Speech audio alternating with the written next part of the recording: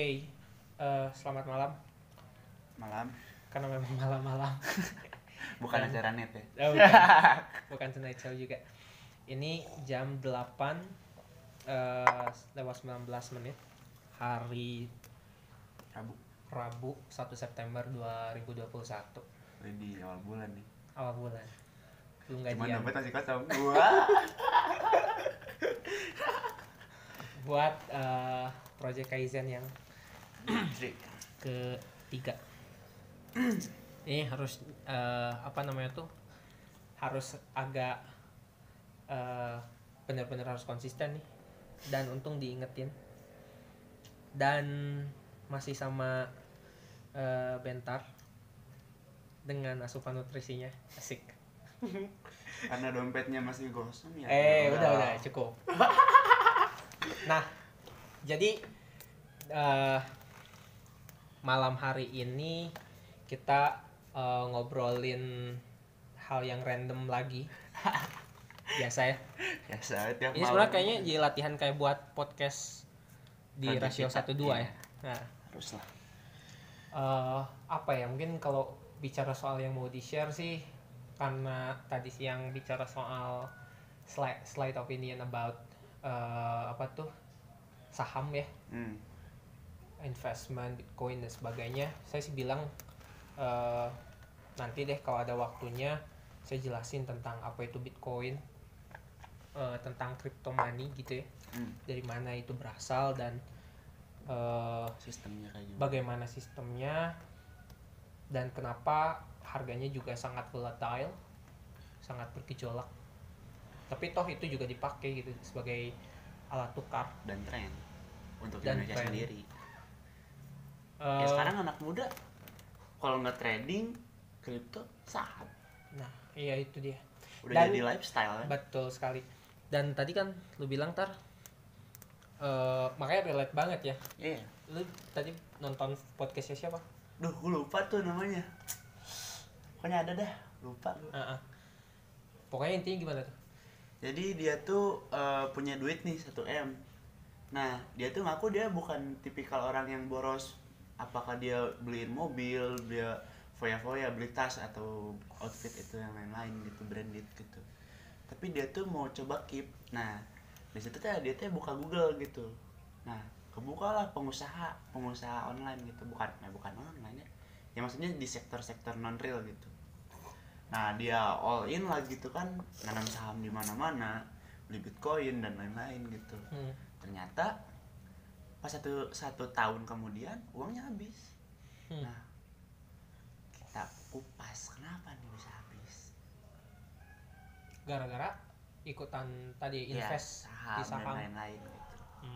Ya, Kira-kira nih apa nih faktornya bisa si yang dia tanam saham invest tadi tuh bisa hilang tuh kayak gimana tuh? kenapa orang yang invest di saham itu? Ya, sebetulnya sih pertama ya, mengomentari hal itu, saya juga nggak terlalu ini kan, maksudnya belum lihat podcastnya gimana gitu. Cuma kan kalau dari penuturan yang barusan tuh, akhirnya juga kita ngerti gitu bahwa ya itulah harga yang memang harus dibayar ketika kita tuh menginvestasikan harta gitu. Invest tuh tidak selalu berujung sukses, dan itu mah sudah jadi satu hal yang memang resiko lah gitu. Cuma masalahnya gini, bahwa kalau kita mau invest adalah tindakan yang gegabah kalau kita tuh nggak tahu ilmunya gitu. Jadi sih bicara soal kesadaran untuk invest gitu ya, menabung untuk katakanlah supaya bisa aman di masa depan gitu ya, untuk pensiun dan sebagainya. Itu tuh adalah hal yang bagus tentu saja, karena yang namanya aset itu kan yang namanya barang ya, terutama juga uang, apalagi dengan situasi yang sekarang tuh serba nggak pasti. Tentu 1M tuh sekarang udah bukan lagi hal yang gede gitu. Sekarang kalau kita bicara soal uang nih, dari tahun ke tahun tuh secara nilai ya dia tuh nurun. Iya. Dan itu kan dipengaruhi oleh policy kan. Kenapa dibilang 1M itu kecil? Ya sebenarnya gini ya. 1M tuh dibilang gede ya gede gitu. Cuma kalau dibilang banget ya itu tidak membuat kamu menjadi seorang milioner gitu. Tidak membuat kamu jadi seorang jutawan gitu. Kenapa ya? Karena 1M tuh ya bisa jadi pas gitu, ngepas. Apalagi kalau itu misalnya kita berpikir untuk investasi di bisnis. 1M tuh kecil, Bro. Punya modal 1M tuh gitu. Untuk di jenjang invest. Iya. Oke. Untuk produksi barang aja, misalnya mau bisnis apa tuh? Clothing Orang lah, mikirin clothing yang lagi tren sekarang. 1M. Ya, bisa. Cuma itu pun tidak akan mengcover gitu. Kan soalnya gini, bicara soal bisnis tuh harus ada bukan hanya cuma soal production kan, tapi how to make it sales. Itu tuh. Jadi orang tuh kadang-kadang juga bicara soal bisnisnya cuma taunya oh ya udah produksi tapi sellingnya tuh nggak ada kemampuan. Makanya yang pertama kali harus diketahui untuk gitu ya? Iya yang diketahui untuk bisnis tuh ya masalah selling sebetulnya. Oke. Pertama harus paham itu dulu tuh. Jadi ya memang kerugian 1M itu tentu kerugian yang besar ya. Iyalah. Itu apalagi tadi sampai sisa 20.000 aja ya.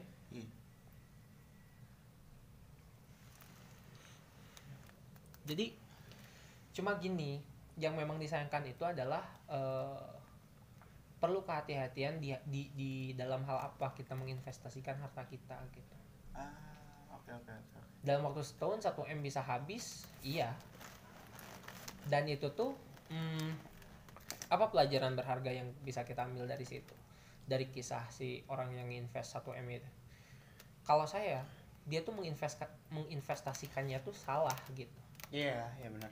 Itu kan bisa berbagai macam bisnis ya. Dan kalaupun kita kalau kita ambil pelajaran misalnya gue dapat 1M, gue mau belajar investnya yang real gitu. Apakah itu berbentuk tanah kan gitu, atau berbentuk mobil-mobil klasik yang tiap tahun harganya naik kan. Nah, itu kan maksudnya itu lebih real. menjamin kan. Betul. Dia tahu barangnya udah ada di gua gitu kan. Iya. Ya kalau misalkan lu tidak beranjak dari maksudnya tidak mulai dari perspektif bahwa ini bisnis gitu ya. Katakanlah tidak tahu skill bisnis dan sebagainya, maka dan jangan sekali-kali coba invest di sesuatu hal yang volatile. Yang gitu. kita nggak tahu kedepannya kayak gimana gitu. Dan nah ini juga yang berbahaya tuh. Sekarang iklan trading di mana-mana. Yes. Bitcoin di mana-mana. Iya. Seolah-olah making money is very easy. Ya nggak sih? Iya. Sekarang tuh orang tuh berpikir, oh yaudah tanpa modal aja kita di rumah aja rebahan, trading terus habis gitu ya paling kita depo 300.000 gitu kan. Ya 300.000 berapapun itu gitu. Ya bahkan tanpa ada loh yang tanpa modal gitu. Oh iya. Aku baru tahu tuh. Gitu. Jadi tuh itu bisa gitu. Oke. Ya. Nah, ini juga yang bahaya tuh. Orang tuh kan cuma ngelihat tuh dari segi itunya aja gitu. Segi lihat orang berhasil karena ini kan itu. Gitu. Oke. Kan itu kayak yang gamble itu sebetulnya tuh perjudian. Itu tuh. Jadi apa yang bisa didapatkan dari itu tuh ya sekarang gini. Pertama juga kalau dia saya nggak tahu ya, maksudnya kalau bisa dikaji lebih jauh tuh. Kalau pertama saya akan berdiri di titik dimana saya tuh tidak menyetujui tuh segala bentuk investasi di dalam sektor non-real. Ya ada hukum syara di sana. Haram lah ya jelas. Mau itu yang syariah kayak yang mana, pokoknya nggak bisa itu. Secara fikihnya begitu. Dan kalau kita ingin berkaca ke yang lebih baik kan Nabi berhadisnya gimana? Iya, yang sektor real lah gitu. Nah, itu satu tuh. makanya nanti juga mungkin kalau ada linknya ntar bisa di-share aja tar. Eh, kalaupun orang mau berinvestasi misalkan di Bitcoin, di crypto money kayak gitu, ataupun di trading seperti itu tuh tidak boleh dalam jumlah yang besar sebetulnya mah. Kenapa tuh? Ya karena volatile. Jadi gejolaknya itu tinggi. Jadi nggak bisa benar-benar ngarepin sesuatu dari itu gitu. Kan orang kayaknya gampang nih, hari ini berhasil naik gitu kan, lipat gandaannya bisa jadi berkali-kali lipat gitu, puluhan kali lipat. 1 bulan pertama sukses, 2 bulan pertama sukses, ngilangnya itu dalam waktu 1 hari, bahkan jam gitu tuh ya. Jadi adalah satu hal yang sangat ya, banyak orang tuh nggak pahamnya tuh di situ gitu. Dan yang paling saya sih mungkin gini lah, tidak akan banyak menyoroti ke hal itunya ya, ke hal bagaimana keputusan orang untuk ikutan trading. Bisa aja kan orang berbicara misalkan, oh ya itu mungkin dianya aja sih yang masih polos, nggak tahu gitu kan. Kalau main saham tuh jadi jangan terpusat di satu perusahaan misalkan. Harus dibagi lah gitu. Gara-gara misalkan kereta api lagi naik nih, BUMN lagi naik, wah hajar semua 50% aset kita beli ke sana. Nggak bisa kayak gitu. Karena kita nggak tahu ke depannya. Kalau kita invest semua di sana kan, waktu perusahaan itu meskipun itu tuh sebenarnya menjanjikan dan sebagainya.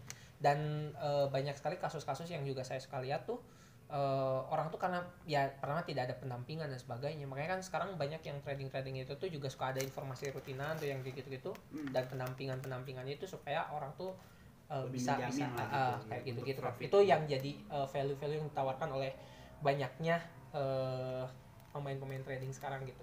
Maksudnya platform trading yang kayak gitu-gitu tuh. Apalagi Bitcoin. Bitcoin itu wah gila tuh, gejolak tingkat volatility-nya tuh tinggi banget gitu.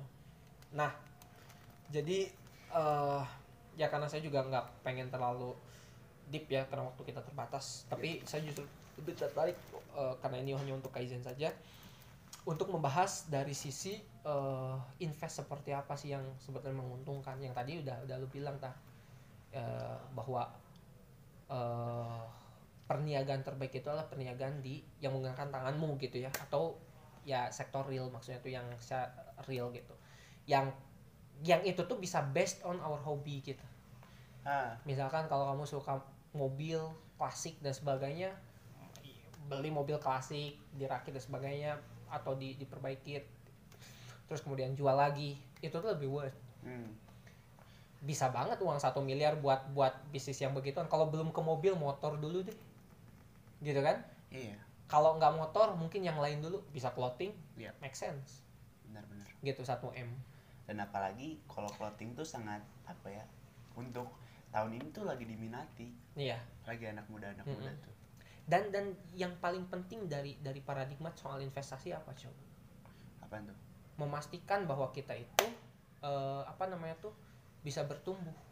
Jadi ketika kita tuh berbisnis ya, bisnis itu adalah satu platform di mana kita tuh belajar banyak hal. Tapi kan orang sekarang itu secara aneh gitu ya, punya prinsip tuh pengen yang gampang-gampangnya, habis gitu dapat sesuatu secara instan dan cepat. Nah itu tuh racun tuh. Itu kan cara berpikir gitu yang racun. Itu tuh toksiknya sosial media itu ya gitu tuh. Jadi kita tuh seolah bisa membeli kebahagiaan tuh secara instan, yang akhirnya orang tuh juga lupakan proses. Betul. Orang yang kehilangan 1M gara-gara bisnis real ya, dengan orang yang kehilangan 1M gara-gara tadi main trading, pasti lebih jauh berkembang orang-orang yang main di sektor real lah. Kenapa bisa gitu tuh? Karena untuk main sektor real tuh bicara soal selling, bukan cuma ya kan bicara bisnis itu bukan cuma soal jadi kita bisa how to produce. Jadi kita bisa banyak nge-manage di segala bidang hal kan gitu, entah itu selling, entah itu production. Kan, branding juga. Kan. Benar. Banyak banget. Kalau misalkan sekarang lagi hype bikin kafe-kafe gitu ya, kafe-kafe tempat makan atau apa, 1M tuh cukup Oh iya sih. buat invest. Let's say kalau misalkan tempatnya agak gede gitu ya, 500 juta buat bangunan, ini itu pun belum tentu Let's see, belum kalau tentu kita berbicara tentang anak muda, worth it. kita kan bisa kayak bikin angkringan gitu kan, Itu gak sampai 200 juta. iya, dia masih muda juga kan, Masih muda juga. Iya. Kita tinggal beli dimainin di trading Bitcoin, emas gerobak kah, gitu kan, Enggak. terus nyewa tenda-tenda gitu. Iya. Permasalahannya kita tinggal cari nih kayak tempat yang strategis di mana gitu, yang anak-anak muda butuhin tuh kayak apa gitu kan. Itu lebih, maksudnya kita tuh dalam segitu tuh bisa mempelajari gitu kan, ada Hmm. hal yang bisa kita dapat gitu. Betul. Daripada sekedar lihat oh ini teh lagi naik, oh ini teh lagi turun. Betul. Kan ya monoton maksudnya gitu Betul. aja gitu. Yang jelas trading tuh nggak akan bikin kita kaya, asli.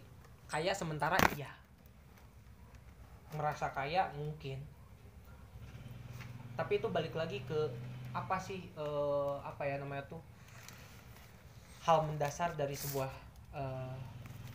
bisnis gitu ya, investasi gitu, Oke. ya kan? Ya. Coba pikirin tuh. Sebetulnya bicara soal investasi itu kita bicara soal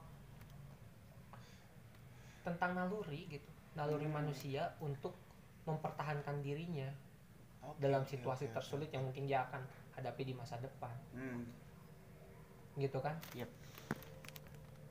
Dan orang tuh ingin menjamin itu tuh dengan cara yang mudah, bentar dulu, gitu. Ini kan juga menunjukkan apa ya, ya masyarakat kita tuh sakit gitu, Iya. gara-gara hal ini tuh. Ya, jadi dari apa yang barusan kita obrolin sih, kalau menurut saya sih, ya pada dasarnya apa ya, berinvestasilah di hal-hal yang real gitu ya, di sektor-sektor real, di hal-hal yang memang membuat kita tuh bisa tumbuh dan menjadi lebih baik sebagai manusia gitu. Karena bicara soal mengamankan sesuatu ya, semua tuh butuh proses gitu. Oke. Jadi kita tuh bukan mau main sulap kan gitu yang menggandakan uang dan sebagainya. Kalau memang benar nyari uang itu adalah semudah itu, kenapa orang yang miskin itu nggak bisa gitu. Kenapa ada miskin dan kaya gitu? Iya. Dan kesenjangan itu masih terlalu besar. Iya. Maksudnya kan kalaupun itu gampang, berarti kan kita bakal mempersempit lah gitu kesenjangan itu kan. Karena si miskin bisa dengan gampang dapat uang gitu kan. Iya. Masalahnya, nah ini dia poinnya di situ, bahwa hari ini tuh semua sistem yang dibangun itu adalah sistem yang memang apa ya namanya tuh, diciptakan tidak untuk membuat semua orang menjadi kaya gitu. Ngerti nggak? Tidak dirancang untuk membuat orang tuh bisa dapat uang gitu. Oke. Ya. Nah, jadi daripada berbicara soal apa ya, ya di bahasannya ini terutama ya, daripada bicara soal bagaimana hukumnya trading dan sebagainya, bagaimana sistemnya, itu banyak banget lah informasinya di luar sana. Cuma rasanya kita tuh perlu merefleksikan diri kita lagi gitu ya. Oke. Bahwa dalam setiap jalan hidup yang kita ambil tuh sebetulnya esensinya tuh apa sih gitu. Ketika kita sekolah atau menyekolahkan anak misalkan kan, ya esensi apa gitu. Esensi dari pendidikan berarti yang kita bicarakan kan. Yep. Ketika kita bisnis, apa sih esensinya dari bisnis tuh?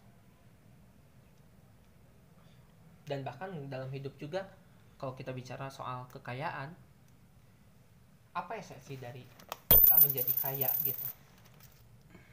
Kan itu tuh jawaban dari hal itu semua tuh menyasar satu paradigma yang lebih mendasar gitu.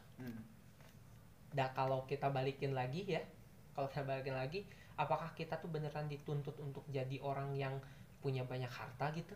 Enggak juga. Punya banyak mobil mewah, rumah dan sebagainya. Self reward. Iya. Jadi masalah itu tuh kan sebetulnya masalah yang hanya sebatas keinginan kita aja gitu. Ya, saya tidak bicara soal kalau kita kaya kita bisa wakaf, bisa ini, bukan bicara di masalah itu gitu. Tapi saya ingin menyasar di mana ketika orang tadi berinvestasi untuk paradigmanya adalah untuk mengamankan masa depannya dan sebagainya dengan cara yang instan, ya sorry itu saya gitu, lo tuh tidak akan berkembang dengan cara seperti itu gitu, dan tidak akan menuntaskan masalah.